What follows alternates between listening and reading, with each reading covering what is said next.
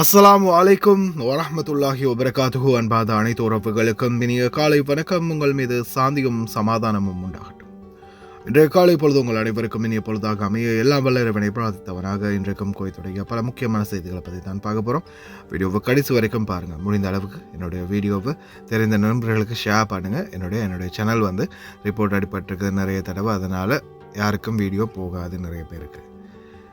குவைத்துடைய dinar மதிப்பு மூலதா பார்த்தலாம். இலங்கைக்கான ரூபாயில் ஒரு தினாரின் மதிப்பு 1049 ரூபாய் 97 உள்ளது. இந்தியாவின் ரூபாயில் ஒரு தினாரின் மதிப்பு 306 ரூபாய் 7 உள்ளது. இது அல் முசைன் எக்ஸ்சேஞ்சினுடைய அப்ளிகேஷன் ஆன்லைன் ரேட் ஆகும். குவைத்துடைய பல பகுதிகள்லையுமே அல் முசைன் எக்ஸ்சேஞ்ச் பிரான்ச் இருக்குது. அதே மாதிரி ஜெமியாக்கள்லையுமே அவங்களுடைய மெஷின் இருக்குது. உங்களுடைய பணத்தை அனுப்பிக்கொள்ள முடியும். குவைத்துடைய பல எக்ஸ்சேஞ்சுகள்லையுமே அக்கௌண்ட் நம்பரை மறைச்சிடுறாங்க. இதை பற்றியும் உங்களுக்கு தொடர்ந்துமே தெரியத்தால், அதாவது நீங்கள் ஏதாவது ஒரு புதிய எக்ஸ்சேஞ்சுக்கு பழைய பற்றுச்சீட்டோட போகிறீங்களா இருந்தால் நிச்சயமாக அதில் அக்கௌண்ட் நம்பர் சரியாக இருக்கா அப்படின்றத செக் பண்ணிக்கோங்க. அப்படி இல்லாத பட்சத்தில் எழுதிட்டு போனாலும் பிழை இல்லாத அக்கௌண்ட் நம்பர் எழுதிட்டு போங்க. ஏதாவது ஒரு நம்பர் பிழைத்தாலும் கூட உங்களுடைய பணம் நாட்டுக்கு போய் சேராது. அந்த பணத்தை திரும்ப பெறணுமா இருந்தாலும் ரொம்ப நாட்களாகும், மறுபடியும் கட்டணம் செலுத்த வரும். அதே போல் எக்ஸ்சேஞ்சுகளில் பணம் அனுப்பி முடித்ததும் மறக்காமல் பற்றுச்சீட்டு செக் பண்ணி பாருங்கள் எல்லா டீட்டெயில்ஸும் சரியாக இருக்குதான்னு. ஏன்னா நீங்கள் சரியான டீட்டெயில்ஸை கொடுத்துருந்தாலும் கூட எக்ஸ்சேஞ்சில் வேலை பார்க்குறவங்க பிளவுறதுக்கும் வாய்ப்பு இருக்குது. அது மாதிரி பலருக்குமே நடந்திருக்குது. முடிந்த வரைக்கும் நீங்களும் உங்களுடைய கஷ்டப்பட்டு சம்பாதிக்கக்கூடிய பணத்தை நல்ல எக்ஸ்சேஞ்சுகள் மூலம் அனுப்புங்க. எங்கே அதிகமான ரேட் கொடுக்குறாங்க அப்படின்றது தெரிந்தாலும் மறக்காமல் கமெண்டில் மென்ஷன் பண்ணுங்கள். குவைத்துடைய தங்க விலையை பார்த்தரலாம்.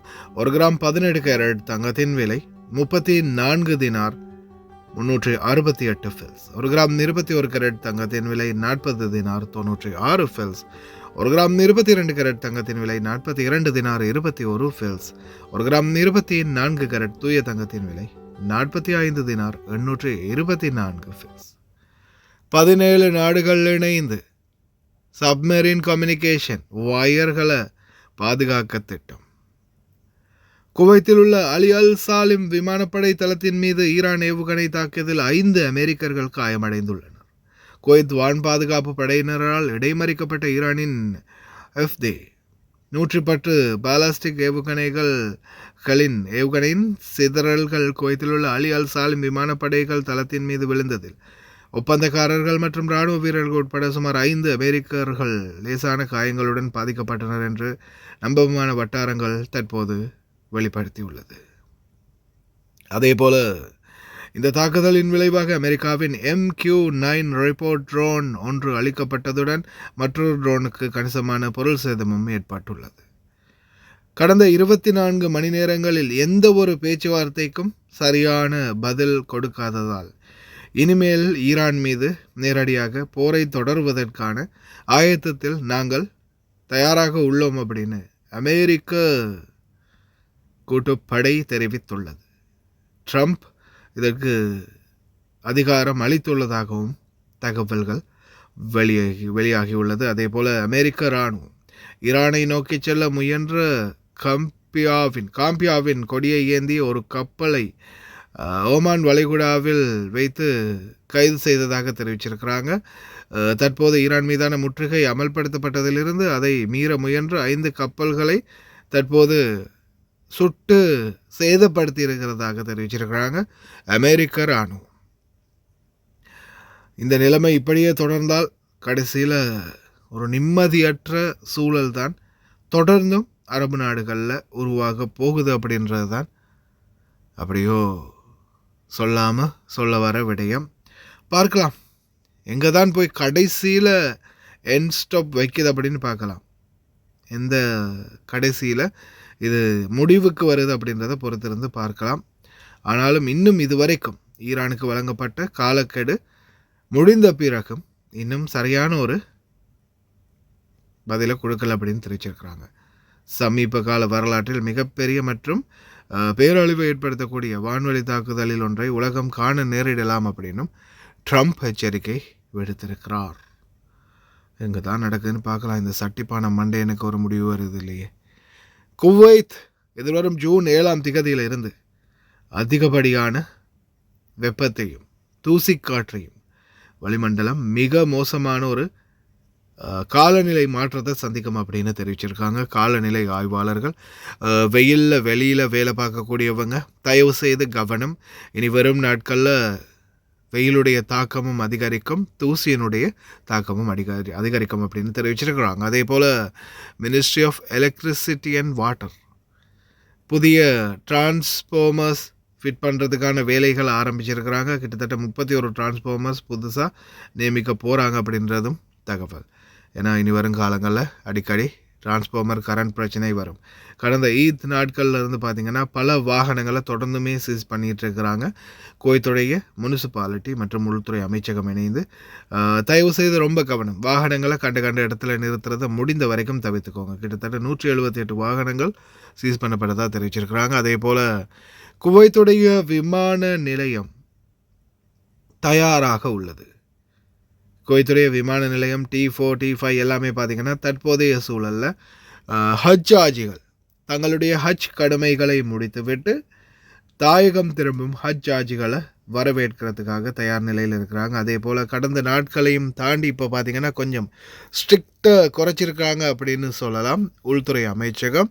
இப்போதைய சூழலில் விமான நிலையம் T4 வந்து பார்த்திங்கன்னா பயணிகள் மற்றும் பார்வையாளர்கள் பாவனைக்கு திறந்து விடப்பட்டுள்ளது.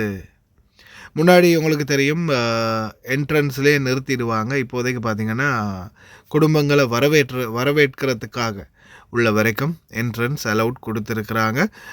என்ட்ரன்ஸு வாசலில் பார்த்திங்கன்னா விமான நிலைய வாயில்களில் குடும்பங்கள் வந்து நின்று அவங்கள வரவேற்கக்கூடிய காட்சிகளும் பார்க்கக்கூடியதாக இருந்துச்சு. இன்ஷா அல்லாஹ் இனி வரும் நாட்களில் தொடர்ந்து இது போல் குடும்பங்கள் வர ஆரம்பிச்சிருவாங்க. உங்களுடைய மாமா பாபாக்கள் போனவங்கெல்லாம் வர ஆரம்பிச்சிருவாங்க. தயாராக இருங்க மக்களே. افراق مكه ما هو شيء سهل يعني. عرفه وطواف الافاضه متعه، الشعور ما يوصف صراحه. رجعوا كيوم ولدتهم امهاتهم طهرا من الاوزار والاحزان، فاهنأ باجرك يا من اعتاد الهدى، فالحج مبرورا بلا نقصان. لا يطوفك القطار، الصلاة الوحدة هناك تعادل 100,000 صلاة. ودي لي سلامي يا رايح للحرم لما فارقت مكة والله بحزن، الواحد صراحة ما وده يطلع منها.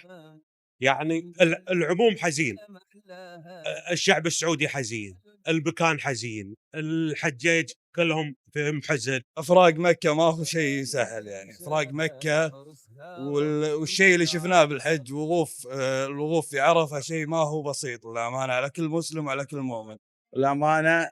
يعني السنة هذه الحج غير صراحة، مع الترتيبات اللي صارت والأمور اللي ما شاء الله يعني ما قصروا لا الحكومة السعودية ولا الحكومة الكويتية. أمانة حنا بنعمة الكويتيين، حنا بنعمة شيء مو طبيعي. لما تشوف الناس الثانية الله يكون بعونهم. أمانة حنا بنعمة لا مثيل له صراحة. والله يعم على بلداننا وعلى الكويت الأمن والأمان. أسأل الله أن يتقبل مني حجي وعملي. بعتبر العيد بلش اليوم. اي والله صح ما عيدوا معاهم، لكن اليوم بالنسبة لهم عيد مع عودة حجازهم.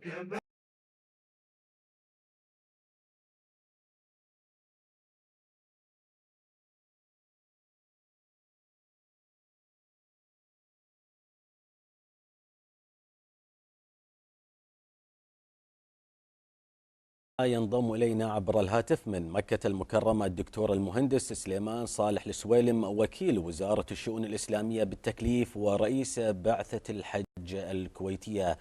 دكتور حياك الله معنا وتقبل طاعتكم. وبداية ما هو تقييمكم لآليات تنظيم مناسك الحج لهذا العام في ظل الجهود الكبيرة التي تبذلها المملكة العربية السعودية في هذا الشأن؟ أول شيء جزاك الله خير ومنك صالح الأعمال. بسم الله الرحمن الرحيم. طبعا يمكننا القول أن تنظيم مناسك الحج هذا العام يعكس مستوى متقدم من الجاهزية والتخطيط في ظل الجهود الكبيرة اللي تبذلها المملكة العربية السعودية لخدمة ضيوف الرحمن. طبعا أظهرت المؤشرات الرسمية نجاح أكثر من تفويج أو دارت أكثر من 1,700,000 حاج من 165 جنسية مختلفة وسط منظومة متشاملة أو متكاملة تشمل النقل والتفويج وكذلك الخدمات الصحية والأمنية والتقنية. وأبرز طبعا نقاط القوة في هذا الموسم التوسع في الحلول الرقمية وتطوير الخدمات الإلكترونية بما يسهم في تسهيل إجراءات الحجاج وتحسين تجربة أداء المناسك. كذلك هناك التنسيق المبكر مع مكاتب شؤون الحج في مختلف دول العالم طبعا هذا يعزز الاستعداد ورفع كفاءة التشغيل قبل بدء الموسم بوقت كافي. كذلك هناك تطبيق آليات قياس الأداء ورضا الحجاج بشكل مستمر، ويهدف طبعا هذا إلى تطوير الخدمات ومعالجة الملاحظات وتحقيق التحسين المستدام. وكذلك هناك عندهم نجاح إدارة الحشود في المشاعر المقدسة رغم الأعداد الكبيرة والظروف المناخية الصعبة. طبعا وهذا أشارت له تقارير إعلامية دولية مختلفة. وبشكل عام الآليات أو آلية التنظيم لهذا العام تعكس خبرة تراكمية كبيرة لدى الجهات السعودية في المملكة العربية السعودية. عسى الله يقويهم جميعا. تفضل. نعم دكتور، كيف تتم الآن إدارة عملية عودة الحجاج الكويتيين إلى البلاد؟ طبعا حاليا عندنا عودة الحجاج صارت لها خطة تشغيلية مشتركة قبل موسم الحج بين بعثة الحج الكويتية وكذلك الجهات بالسعودية والهيئة العامة للطيران المدني في الكويت ووزارة الداخلية والخطوط الجوية الكويتية والسعودية وكذلك طيران ناس. وهناك تنسيق مسبق مع بعثة الحج الكويتية مع حملات الحج والسلطات السعودية في التفويج من الفنادق إلى مطار الملك عبد العزيز. طبعا أول شيء عندنا تشغيل رحلات العودة عبر الناقلات المعتمدة اللي ذكرتها اللي هي طيران ناس وطيران السعودي وكذلك طيران الخطوط الجوية الكويتية. هناك فرق استقبال راح تكون في مطار التي 4 من عدة جهات لتسهيل إجراءات الدخول واستلام الأمتعة وإنهاء إجراءات الجمارك بشكل سريع. مجموع الرحلات اليوم السبت 18 رحلة. طيران ناس كان عبارة عن رحلتين، طيران الكويتية 8 رحلات، الطيران السعودي 8 رحلات. لله الحمد تم وصول 16 رحلة إلى دولة الكويت، والمتبقي الآن رحلتين احنا بانتظارهم في الساعة 9:30 أو 35 دقيقة مساء راح تكون رحلة، والثانية راح تكون 9:55. هذا فيما يتعلق في اليوم. أما فيما يتعلق في غدا إن شاء الله هناك 16 رحلة من مطار الملك عبد العزيز، وكذلك هناك رحلات من المدينة المنورة 7 رحلات من المدينة المنورة باتجاه دولة الكويت، 6 رحلات منهم عن طريق طيران الكويتية، ورحلة واحدة فقط عن طريق طيران السعودي. وكذلك المطار الملك عبد العزيز هناك 9 رحلات غدا، 4 طائرات على الكويتية، 5 طائرات على السعودية، وراح تكون بمشيئة الله آخر طائرة الساعة 7:30 مساء تصل إلى مطار الكويت بإذن الله. إن شاء الله. بارك الله فيكم وبجهودكم الطيبة. هل هناك من كلمة تحب تذكرها دكتور؟ حج مبرور وذم مغفور لجميع حجاجنا، عسى الله يستر امورهم والحمد لله على سلامتهم للي وصلوا، وان شاء الله تكمل بوصول جميع الافواج غدا باذن الله الى دوله الكويت، وعسى الله لا يحرمهم الاجر، وباذن الله يكون موسم ناجح، موسم حج يرجعون فيه لاهاليهم وهم داعين لهم، وباذن الله ربي يسترها ان شاء الله في السنوات القادمه. جزاكم الله خير. من مكة المكرمة الدكتور المهندس سليمان صالح السويلم، وكيل وزارة الشؤون الإسلامية بالتكليف ورئيس بعثة الحج الكويتية، شكرا جزيلا لك وتقبل الله طاعتكم. Well, I wouldn't have to. I didn't say that. I said that if we left right now, it would take them 20 years to rebuild. But we're not leaving right now. We're going to do it so nobody has to go back in 2 years or 5 years. They told me about the concept of the deal. They're going to give me the exact wording now. Yeah. Mr. President, last night you also said that only like 85% of Iran's missile-making capabilities has been eliminated. Correct. Is that other 15% important? Does the United States need to eliminate that? Well, I'd like to eliminate it. Yeah, I'd like to. It'd be a start for them to build up again. And yeah, I would like to eliminate it. Mr. President. Sir, under what circumstances would you please start military strikes on targets? Well, I don't want to say that. I mean, I can't tell that to a reporter. If they misbehave, if they do something bad, but right now, we'll see. But, you know, it's a possibility that could happen, certainly.